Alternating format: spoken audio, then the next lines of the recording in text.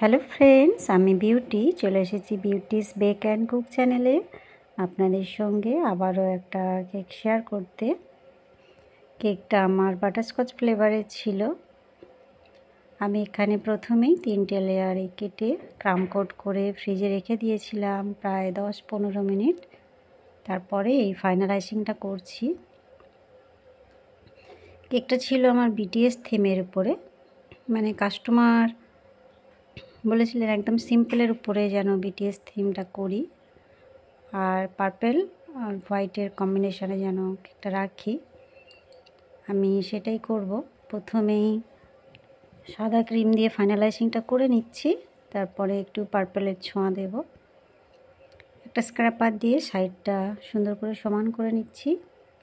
আর উপরটা দেখুন কিভাবে আমি করছি প্যালেট নাইফ দিয়ে। আজকে খুব ধীরে ধীরে আমি আইসিংটা দেখাচ্ছি, কেন অনেকেই কমেন্ট করেন আমি একটু তাড়াতাড়ি দেখিয়ে দিই বলে। এখানে পার্পল কালারটা আমি ক্রিমে মিক্সড করিনি, জাস্ট 2 ড্রপ আমি নিয়ে নিয়েছি। নিয়ে একটা স্প্যাচুলা দিয়ে আস্তে আস্তে কেকের সাইডে দিচ্ছি, আর উপরে একটু মিডিলটায় রাখবো আর কি, একটু পার্পল, পুরোটা করব না। একটা স্ক্র্যাপার দিয়ে আমি এইভাবে আবারও একটু সমান করে নিচ্ছি, যেন কালারটা চারিদিকে স্প্রেড করে যায়। পুরোপুরি আমি ওই জন্যই দিইনি, কেননা হোয়াইট আর পার্পলের একটা সুন্দর, দেখুন কত সুন্দর একটা টাচ, না পুরো পার্পল না পুরো হোয়াইট, এরকম একটা ব্যাপার থাকবে আর কি। আর এই যে উপরটা আমি একটা স্পাইরাল ডিজাইন দিয়ে দিচ্ছি। খুব আলতোভাবে নাইফটা ধরে রাখতে হবে, প্যালেট নাইফটা, তাহলে এই ডিজাইনটা হয়ে যাবে।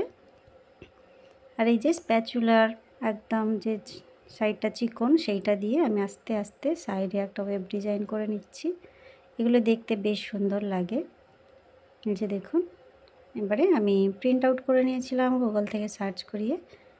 এই যে বিটিএস থিমের উপরে একটা লোগো দিয়ে দিলাম, আর এই ছবিটা দুটো টুথপিক আমি লাগিয়ে নিয়েছি, নিয়ে এইভাবে দিয়ে নিলাম। এবার নামটা লিখে নিচ্ছি। এটা চকলেট গানাশ দিয়ে করছি। গানাশটা আমার এখানে একটু স্টিপ ছিল, যার জন্য আমার লিখতে অসুবিধা হচ্ছিল। যাই হোক, আমার মতো ভুল করবেন না।